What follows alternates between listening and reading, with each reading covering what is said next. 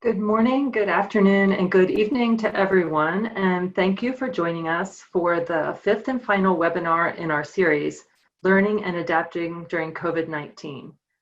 Today we'll be discussing how markets can improve resilience. My name is Tracy Mitchell, and I'll be your moderator for today's webinar. I serve as the Senior Resilience and Food Security Advisor at RTI International. I've worked in the international development sector for over 20 years, mostly managing USAID projects in Africa. I've focused on private sector solutions for economic growth, and in the past few years, began to also work on private sector solutions for resilience.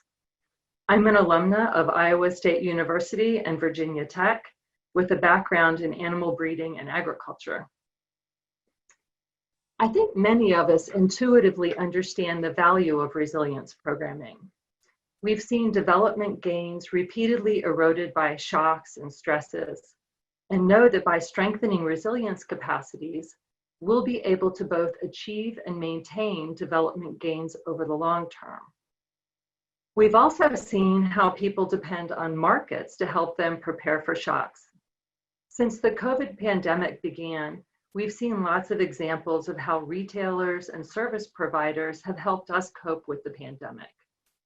But as we think about our work as development practitioners, and we now need to learn from each other to develop best practices for how we can leverage the private sector and markets, and how we should be supporting market systems to strengthen resilience. This is what we'll be focusing on in today's webinar. Next, I'm excited to introduce our three speakers for the webinar. Our first speaker, Kristen O'Planick, is a market systems specialist in USAID's Bureau for Resilience and Food Security, where she seeks to advance market systems facilitation throughout the Feed the Future portfolio. She also manages the Feed the Future market systems and partnerships activity.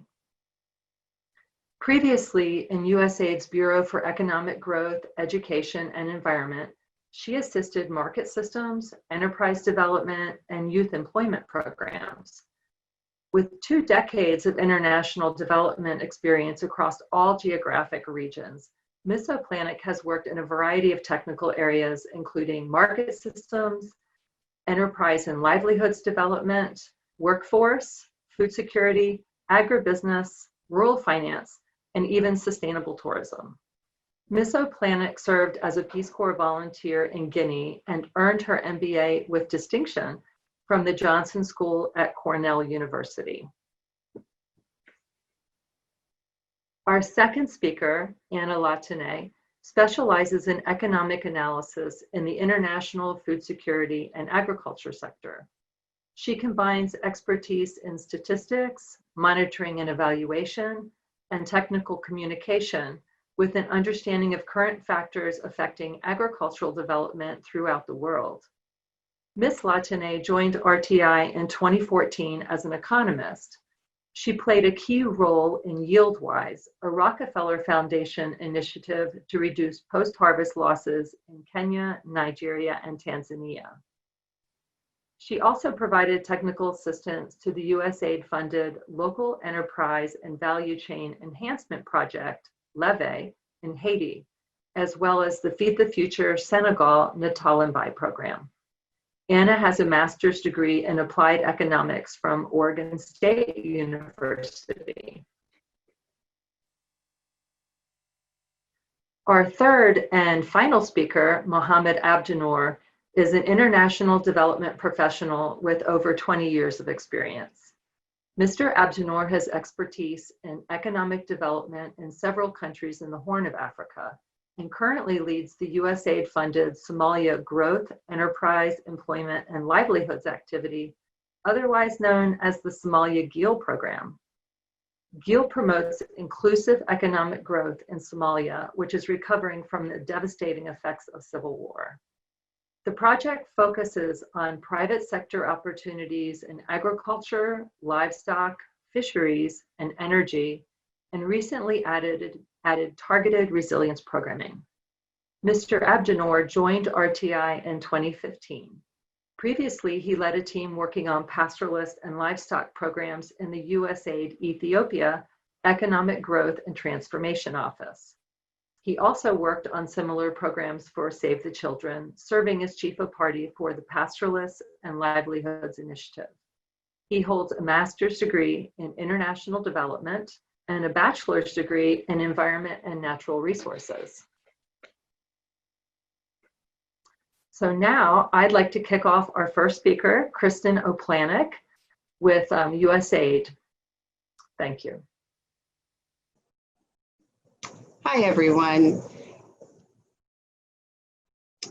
USAID and our partners have worked to develop the concept of market systems resilience for the past couple of years. This idea builds on market systems development and explicitly addresses the capacity of a market system to absorb, adapt, and transform in the face of disturbances.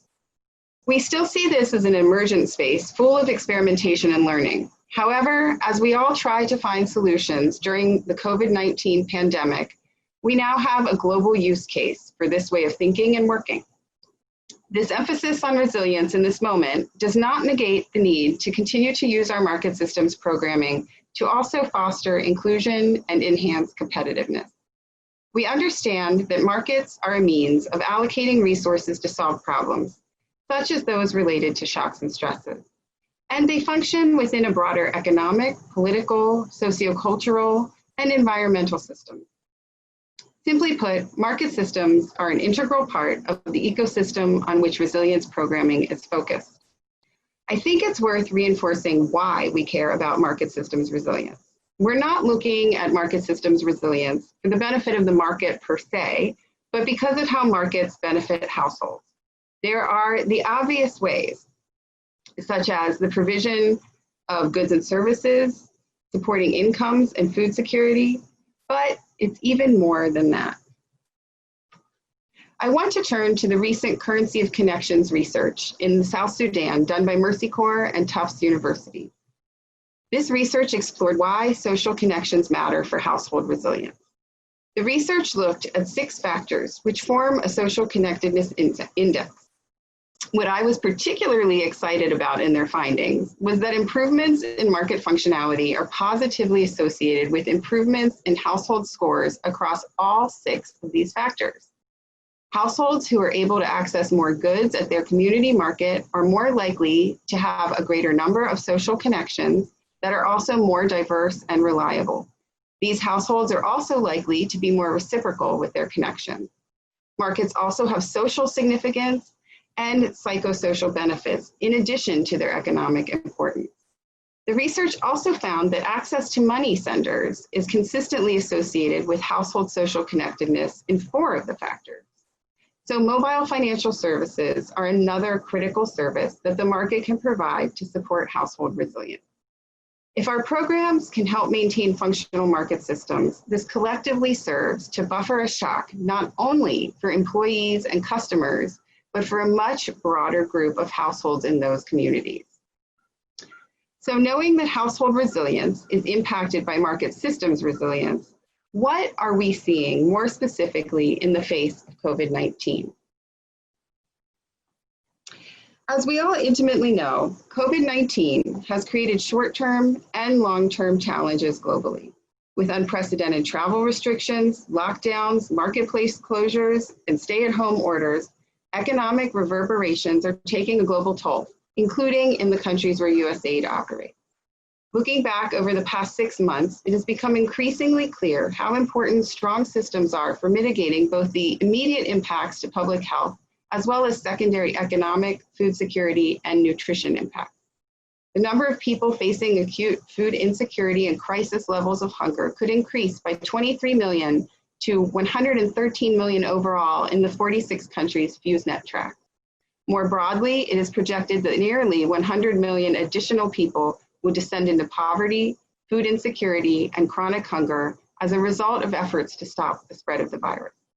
The African Union estimates 20 million formal jobs are at risk in Africa alone. Women are disproportionately affected. A World Bank survey of Ethiopian businesses found that while women were 42% of their workforce, they were 60% of the COVID-related layoffs. Given that women's income is considered supplemental to the breadwinner in many countries, businesses are more likely to protect their male workers when tough choices are made. Globally, women are bearing the brunt of childcare and school disruptions, diminishing their capacity to work or run businesses. As COVID-19 continues to disrupt supply chains and markets, the critical businesses that link producers to markets, the food processors, the traders, and the transporters, are facing challenges. Rapid shifts in supply, prices, and cash flow are disrupting rural to urban food distribution systems, with consequences for nutrition too. Labor is an issue in some places, as migrants were forced to return home in many cases. This also dramatically slowed critical remittances that underpin consumer spending in many countries, creating a vicious cycle. Policy responses continue to impact trade, slowing the movement of goods, which is particularly damaging to perishable goods. But it seems the biggest challenge for firms is the persistence of demand shifts for which there is no guidebook on if, when, and how that demand will recover or settle into a new normal. The food market systems where we work tend to be dominated by domestic supply chains that are largely made up of SMEs. This is important to consider as larger enterprises and global supply chains are better resourced to adjust to demand shifts and currency value changes, to shift sourcing geographies, and to access risk management tools. An April poll by TechnoServe of 106 African food processors found that they were facing challenges from COVID-19 across all areas of their business: workforce management, supply chains, market sales and distribution, and engagement with the industry ecosystem. About 18% had laid off employees. Their greatest supply chain disruption was in raw materials and other essential materials like packaging. They were struggling to find reliable information and consistent advice. In terms of firm survival, during this type of economic crisis that COVID-19 has created, cash is king. Liquidity seems to be one of the greatest predictors of survival per the World Bank. However, we've also seen in surveys that firms are doing whatever they can to protect their employees, reducing hours versus layoffs, for example. This also shows that they are trying to retain their capacity to meet demand should it recover, which offers some hope in dire circumstances. There is also opportunity in crisis. An Andy survey of SMEs showed unprecedented willingness to adopt new behaviors, particularly with regard to digital tools. The digital economy is increasingly important, e-commerce and digital payments alike, but those require several essential pieces, including ICT infrastructure, affordable internet access, facilitative policies, and the logistics and transport services to underpin the virtual transactions. This new willingness for behavior change is where USAID and our partners can help these businesses to pivot and flex and stay in operation during COVID-19. The idea is that by building their resilience capacities during these challenging times, they will be able to not only recover, but withstand concurrent or future shocks. For example, the USAID Honduras Transforming Market Systems activity shows how well businesses are adapting to these challenging times. The activity collected data through a survey of more than 1,100 enterprises from 16 out of the 18 departments in Honduras and across 17 economic activities. The results demonstrated a linkage between the resilience of businesses and their willingness to adapt their business models. More specifically, greater confidence to recover from the COVID-19 crisis was demonstrated by businesses with the capacity to find new buyers. Online sales were also linked to greater business resilience, and the activity found that nearly 20% of businesses surveyed are changing their models to sell products and services online. New patterns of supply chain distribution, as well as the testing and validation of new products, services, and business models are demonstrated by enterprises that are more resilient to the COVID-19 crisis. These findings have widespread implications for the evidence-based decisions that private organizations, entrepreneurs, and the government will need to make to mitigate losses and support recovery. More broadly, our market systems programs have long been designed with principles in place to face a challenge like this head on. With facilitation and adaptive management at the fore of the approach, our market systems programs have the relationships with the private sector to understand their shifting needs and priorities for survival, and the agility to shift tactics accordingly. Now it is important for us to consider how we maintain our approach against the pressures for the short-term fixes that direct delivery can provide, yet won't build resilience for the future. And we know another shock will come. We need to consider how the market actor pivots we support now not only help individual actors, but also contribute to the resilience capacities of the market system as a whole.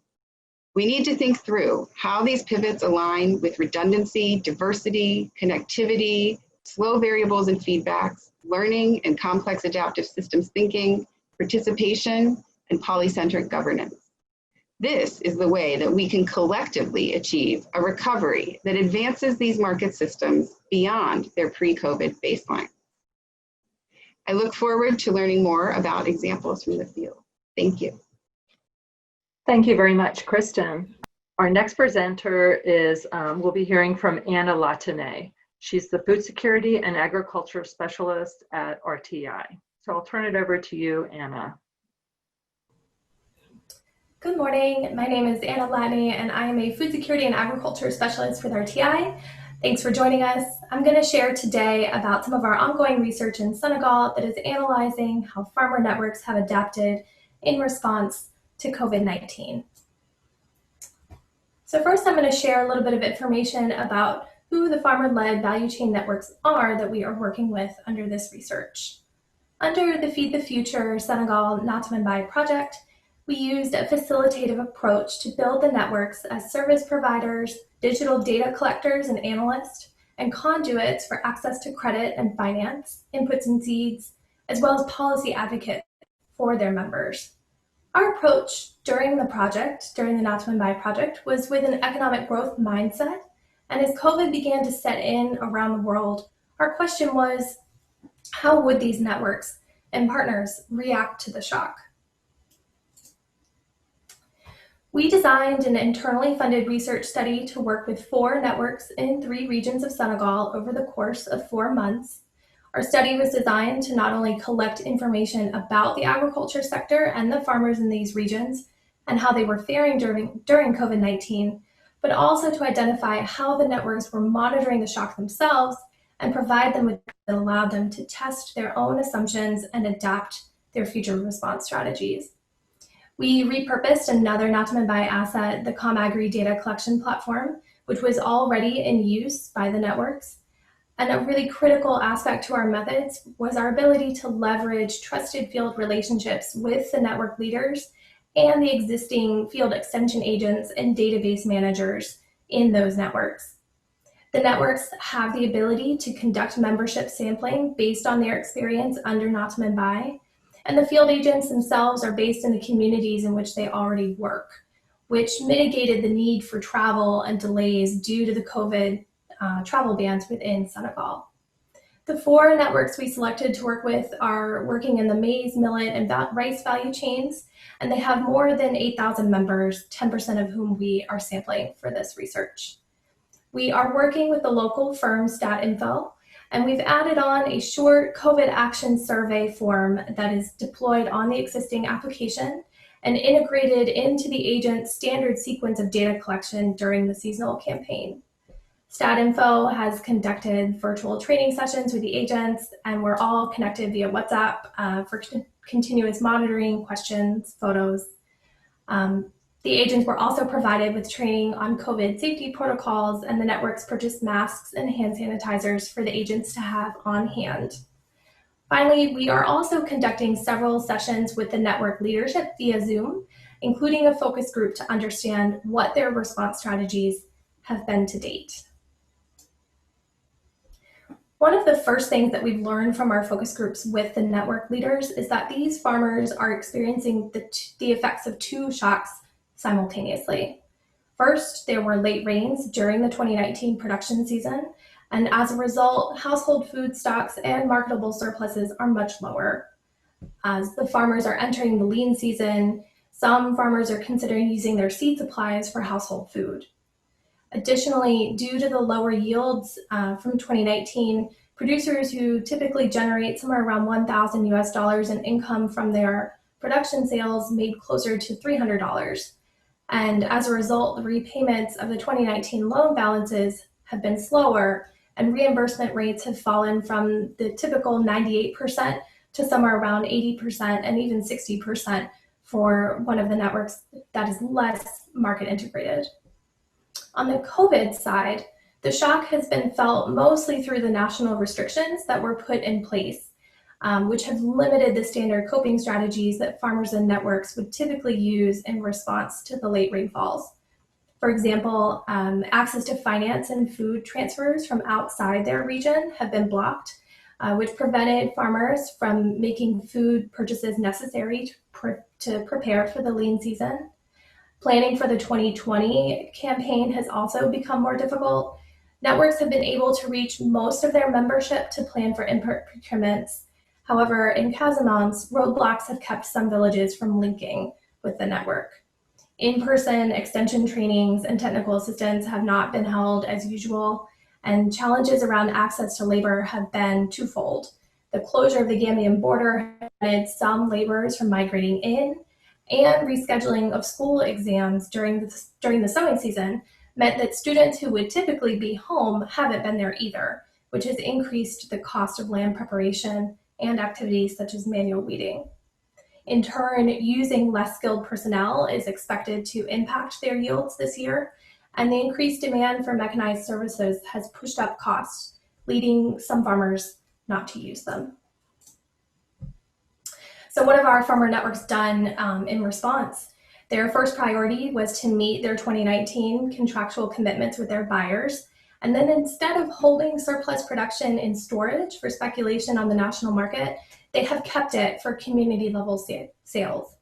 They took the airplane oxygen mask approach of helping yourself before helping your neighbor by quickly allocating internal funds and accessing external aid to prioritize getting PPE to their field agents and their lead farmers, which then allowed those folks to travel and manage input requirements and provide some limited extension support.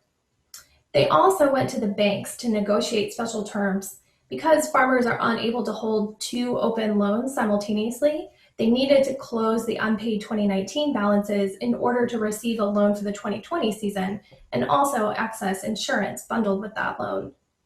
One network has really innovated and created promissory notes between the network and the farmers that were accepted by the bank as collateral on the unpaid balances.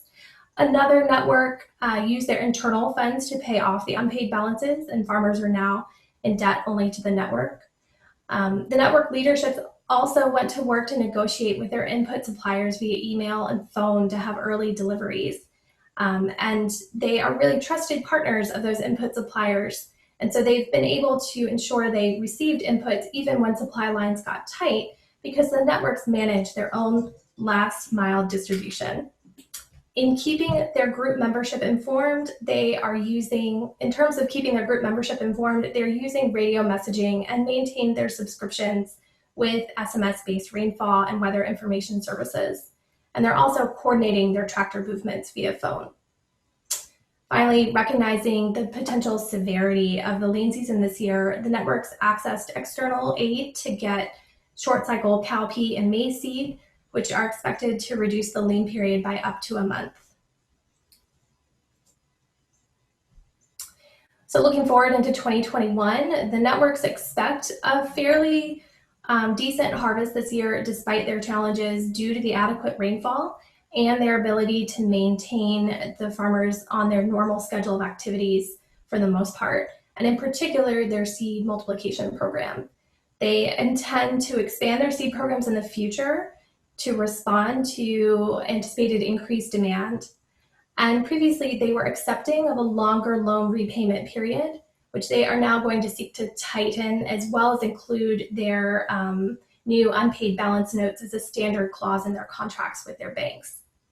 They're also seeing the value in diversifying their seeds and crops into a more balanced mix of food security and cash crops, as well as horticulture in the off-season that will allow access to food earlier and hopefully protect against an over-reliance on food purchases.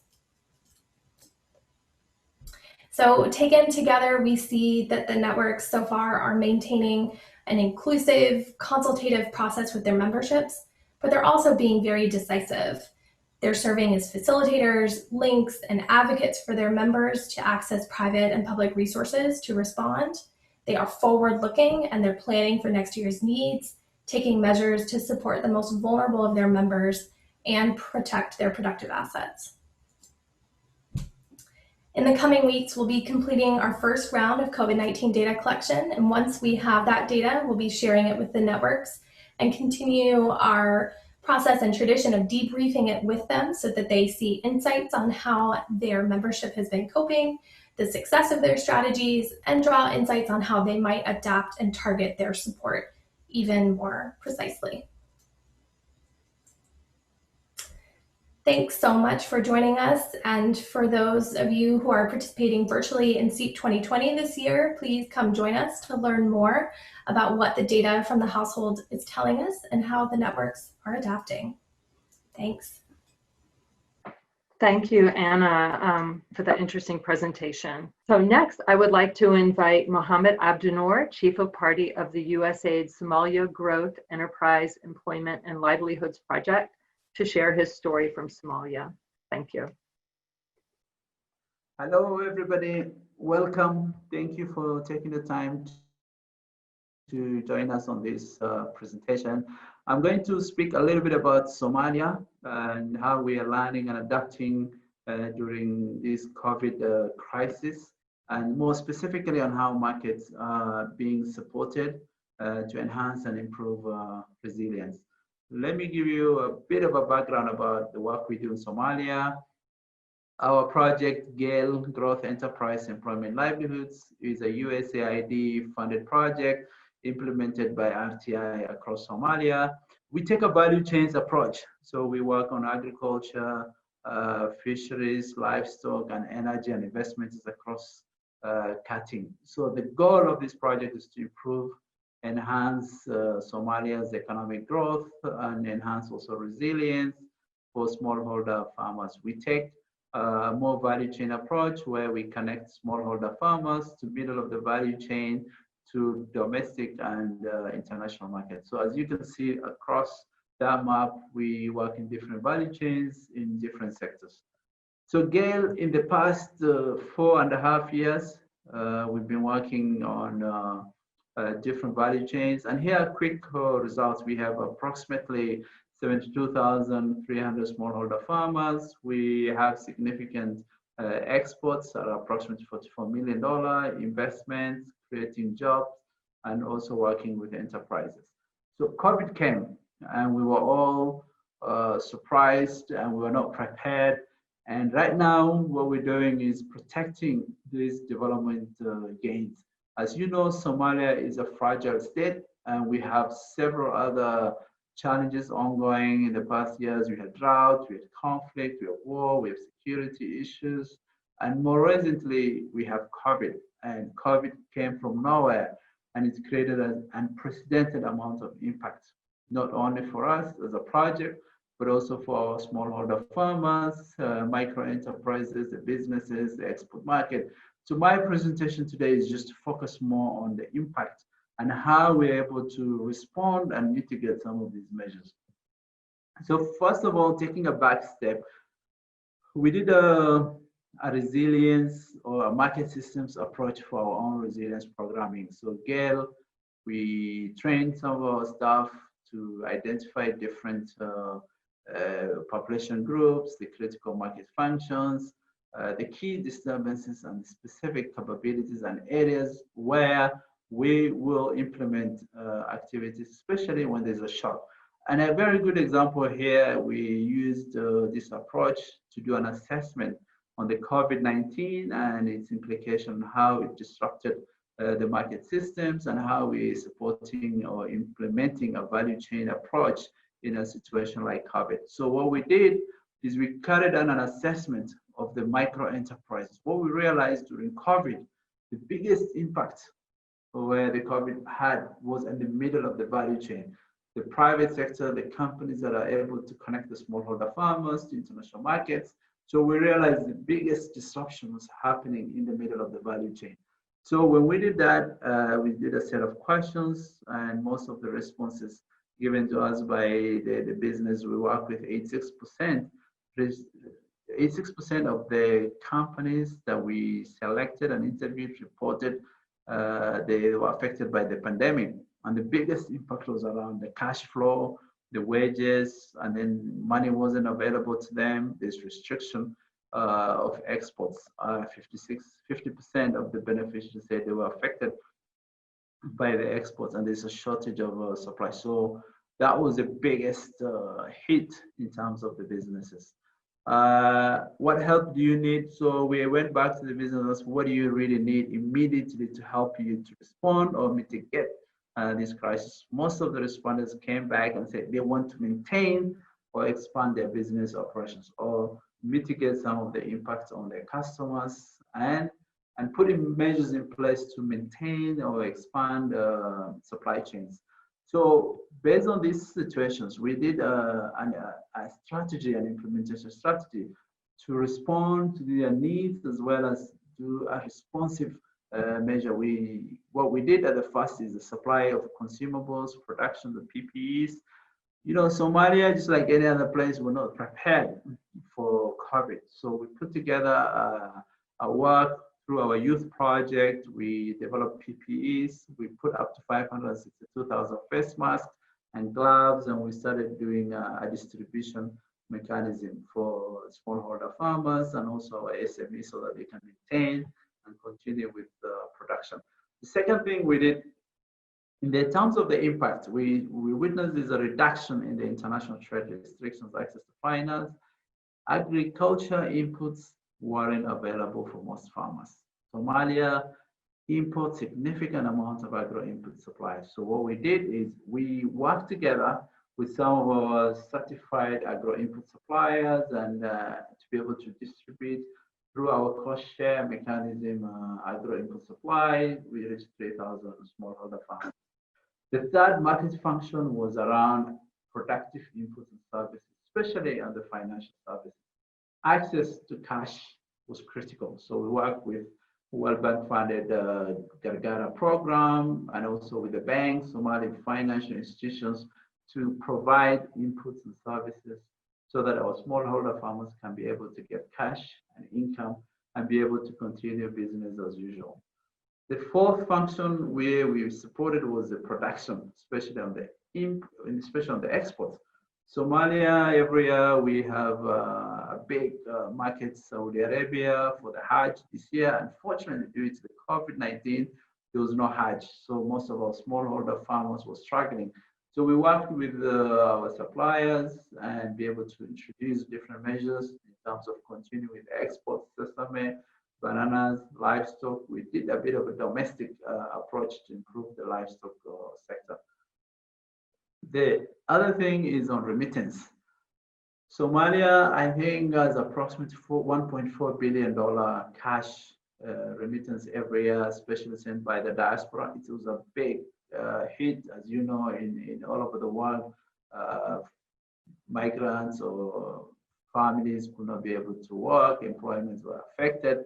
So we worked with the Somali Partnership Bank and be able to kind of put in place remittance measures. We work with some of the big companies like Dahabshil and the World Bank and Somali Premier Bank companies to be able to put measures in place to provide a much needed cash incentive. Private sector, Somalia, most of our work we do is working with the private sector. And again, as I said, cash is important at this moment. Businesses needed much cash to be able to sustain and then operate and continue. So we put together approximately $18 million financial package or incentive for small micro enterprises, working with the World Bank funded Gargara program, with the banks. We put also some of our money. We had to reprogram some of our cash to be able to respond and help the business. I think the goal, the fundamental thing is this is the most critical moment for Somalia businesses. COVID is unprecedented.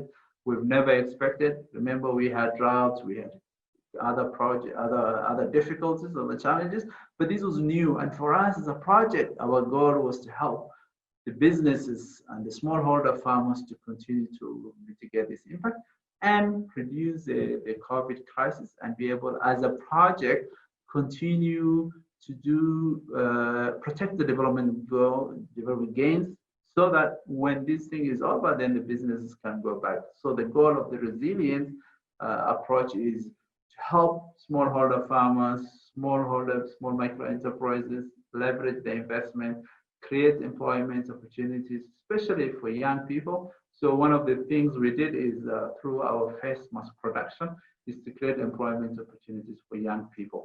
So again, COVID was not expected, and I think we've learned a lot, and it's helping us to mitigate and be more adaptive and learn new techniques and approaches. And it's quite challenging, but I think in general, we have made some really good progress in learning from this challenge, the programming, and also developing. So hopefully COVID is over. When the COVID is over, then we can go back to our normal trajectory in creating employment opportunities and investments for Somalia. Thank you so much for joining me, and I look forward to your questions and answers. Thank you very much, Mohammed, for that. Actually, thank you, everyone. Before we begin the Q&A, I'd like to mention that in order to limit the possibility for technical difficulties mid-webinar, today's presentations were recorded ahead of time. So as you see our presenters coming on screen for the live Q&A in a moment, you may note that they seem to all have done a very quick costume change. I can assure you that they have not, and instead they've all been listening very intently to all of the presentations today behind the scenes. I would now like to invite our presenters to join us on camera as we open the floor for our live Q&A. For those of you who have already submitted questions, thank you very much. But for those of you who have not yet done so, we ask that you please submit them now via the Q&A box located on the toolbar below. A couple of people have submitted questions via the chat, but it's difficult for us to monitor both of those, and so we ask you to please put them in the Q&A. So we have all of our presenters on screen now. I think the first question that we had actually can go to Kristen. Let me see if I can open that. So Kristen, we have a question from Luis Crouch. And I'm not sure if you can see the question in the Q&A, but I'll just read it for everyone. So Luis says, Amartya Sen, the Nobel Prize economist, famously remarked that no country with a free press has ever had a famine, or something like that. And they ask, does the same apply to resilience more generally? How does USAID see the relationship between governance and basic freedoms on the one hand and resilience on the other? So Kristen, if you could help us with that. Sure, thanks for that question. I think that we know that there is a relationship. All the literature, all the research, all of the theory in systems and resilience points to the fact that governance does matter, and that participation, which is one way you can look at the freedoms part, also matters. Now, to what extent and in which circumstances and in response to which risks, that is far less clear at this point. We still have so much to learn in that regard. But we do know that in all of the tools and the resources that are out there, USAID or otherwise, you see these concepts of governance and participation playing large. And so I think that particularly with a shock like COVID-19, it's easy to see how those things are playing out in our day-to-day lives, and the variance from country to country in governance responses, and in looking at, kind of, you could probably draw some correlations in the assessments to where the basic freedoms or participation and inclusion lie in different countries and how their COVID response is going. So again, this makes a great use case to really look at some of these resilience capacities that we have attached to market systems and try to draw some connections where otherwise we just have a very steep learning curve to still try to figure out to what extent each of these things are significant in response to what types of shocks and stresses. I'll stop there. Thanks for that, Kristen. So I was wondering, I see there are two questions that I think are directed at Mohammed. They were typed in during your presentation, Mohammed, so I think they're directed to you. The first one is from Aggie, and the second one from Arnello. And so I'll just read them for the people who aren't reading the Q&A features. So Aggie asks, he says, he's equally curious to learn which components of the value chain have been most or least affected and how these have been mitigated. What is working that we can learn from your experiences? And then Arnello has a second question for you, Mohammed. And he says, he noted that 14% of SMEs were not affected in the data that you presented. And that caught him apparently off guard. And he says, please elaborate on the profile of these SMEs. Why do you think they were not affected? So if I could turn that over to you, Mohammed. Thank you. On the question on different components, then also there's a question also in terms of effect. There was a question around desert locusts. So when COVID was happening at the same time, Somalia was affected by the desert locust. And so in terms, both of them have impacted households, they impacted agriculture, but COVID had a much bigger impact. While desert locusts affected the agriculture, COVID affected the fishery sector, the livestock, remittance, and so COVID was much big impact compared to, say, desert. This is more specific on agriculture. The areas that were most affected, again, as I said in my presentation, is Somalia is a big is an importer of agro products like fertilizers,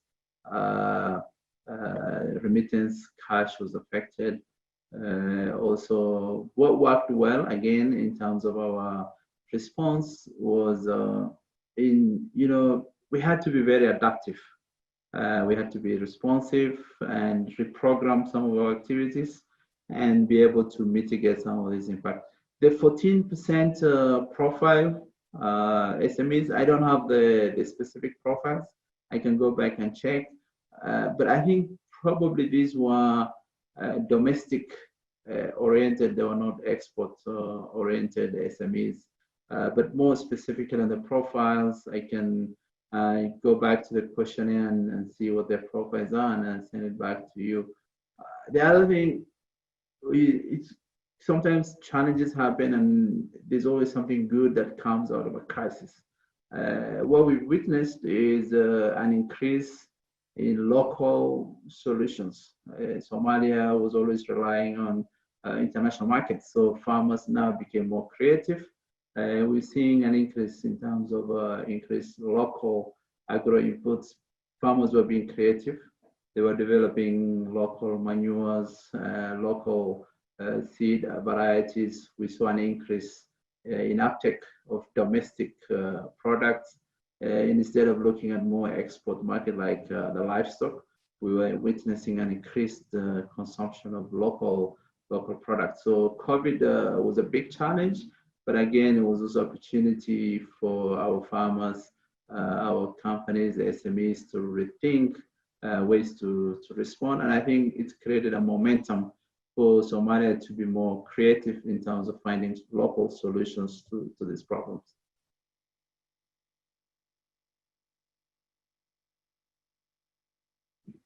Thank you, Mohammed. We have lots of great questions coming in. And so maybe the next question we can direct to Anna Latine. It's from Susanna, and she says, screen change. She says, the situation of Somalia is realized in Ghana. And as I promote Ghanaian beads and baskets in the global market, she said, the effect of COVID-19 is enormous from the artisan through to us. How best can we assist these artisans who are mostly from the villagers? And so in this question, I think what we're really getting at is how can we help those very remote, small scale MSMEs reconnect to their global markets and to markets in general. So I'll turn that over to you, Anna. Thanks, Tracy. And thanks for your question, Susanna. One kind of parallel I see with your question is with our farmer networks in Senegal who have this really rural reach, who are able to provide those services, those connective tissue from those folks that are based out in very rural areas back through to a central mechanism that can barter, can negotiate, can connect them with buyers and others on up through their global system. And the networks that we talked to through our research are really putting an emphasis now in the coming years of building up their connective, more of their ICT, kind of going back to Kristen's presentation and the need for more digital technologies and infrastructure to keep building those connections between those folks that are based out in rural areas with their networks.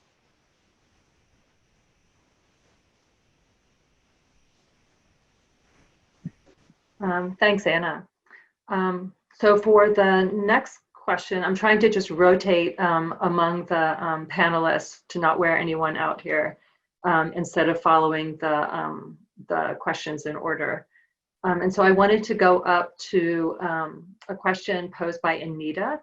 And I think this one is probably coming for Kristen. And she says, I'm curious to know how each program is measuring resilience. How will we know when we're truly post-COVID in terms of impact? And I think this is probably also a broader question of how do we even measure resilience of a market system or market actors? So as we're trying to help, farmers, market actors, and systems become resilient, how do we know when we've achieved that? So Kristen, turn it over to you. Sure, that's a huge question.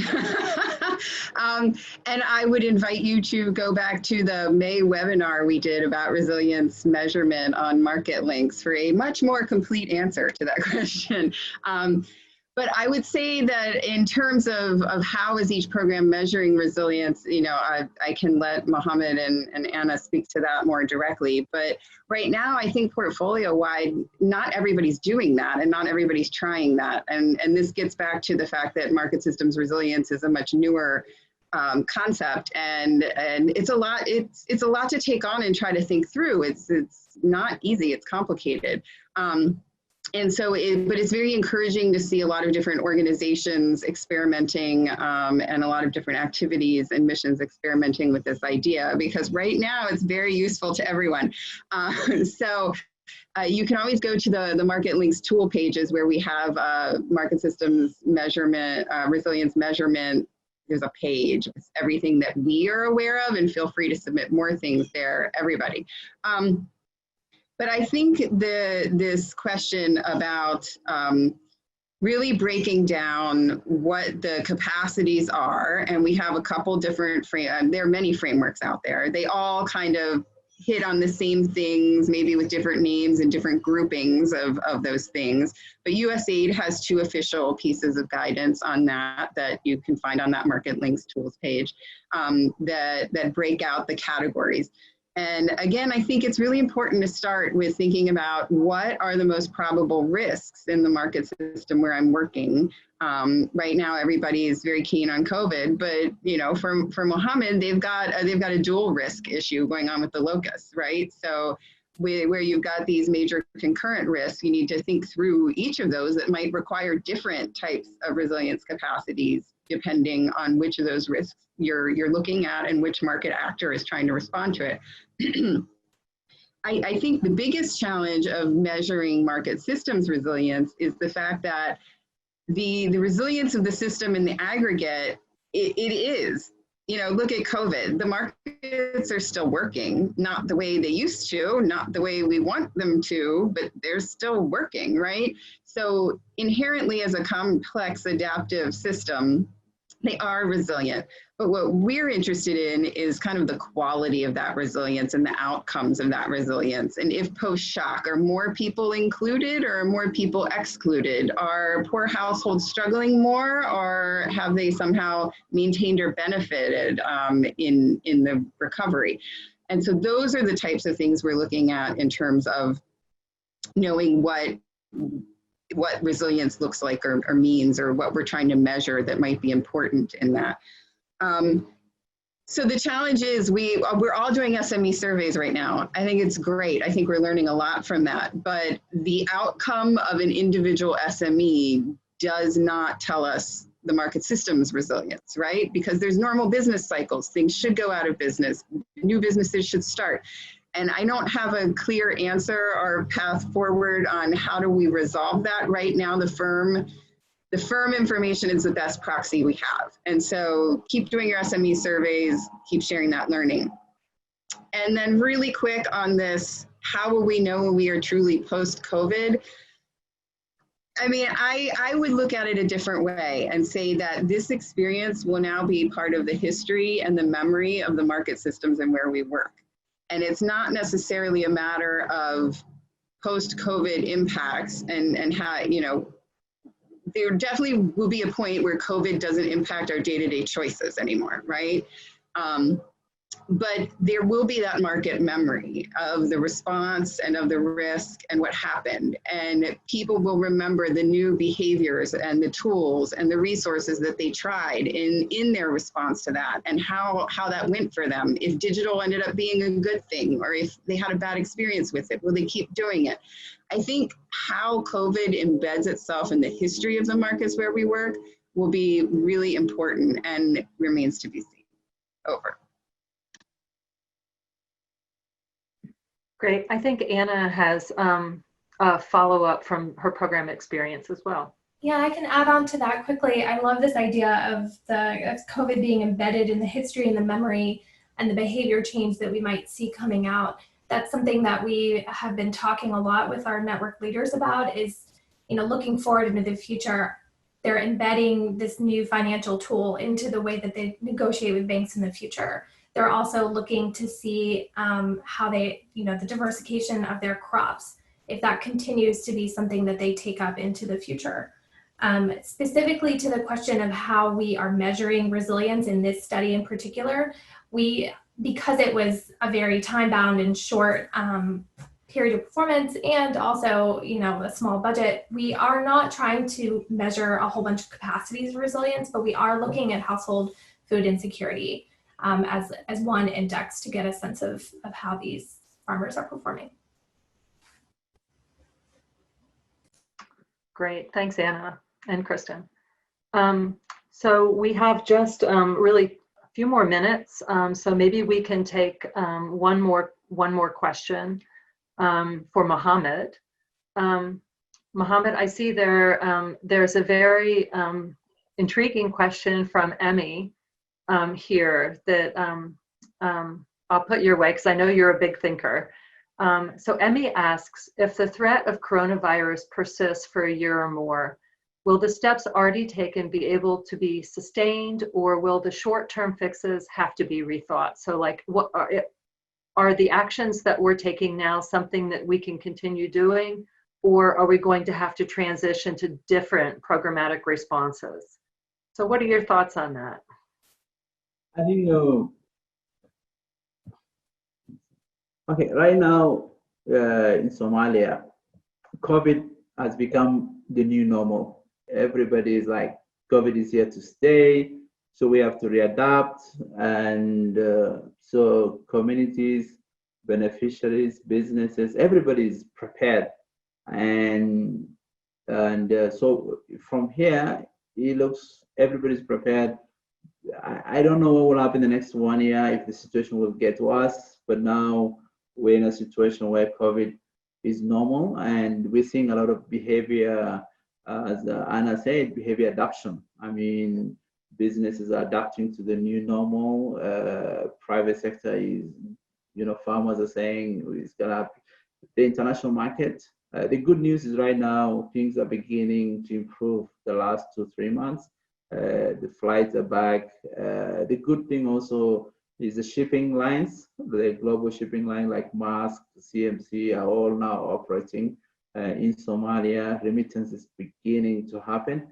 Again, this is where the concept of adaptive management, and I didn't mention this, but in 2018, we had drought in Somalia, and our project was supposed to be a development project, but we had to change approaches. We had something called crisis, a crisis modifier, where we have an inbuilt flexible funding to respond to mitigate shock. COVID, we weren't prepared. We did not have a COVID crisis modifier model. But again, it's something we're thinking, and for us, we're talking to our partners, to our businesses. We're gonna adapt as things go rapidly, and maybe things will be better or things will be worse, but we're prepared and we're constantly thinking about reprogramming. But I think the fundamental thing, which is, I wanna thank also USAID as our partner, is there's an element of flexibility, as a founder, flexibility in terms of reprogramming. We're shifting some of the activities to respond to shock as it comes along.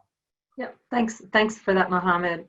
We're out of time, and I see that some people are having to drop off. So I wanted to very quickly wrap up our webinar today, thank our speakers, our participants, and the whole team who helped put this webinar series together at RTI. This is the last webinar in our series, and we would very much like to hear your thoughts on this webinar and the series that it's part of. We would ask that you take a few minutes to fill out a short evaluation that will populate in your browser after this presentation, and provide us with feedback on what you liked, what you think we could do better. The evaluation will also be emailed to everyone by early next week, along with a link to a brand new webpage where the recording of this session and all 4 of the sessions that preceded it in the series will be hosted in one convenient location.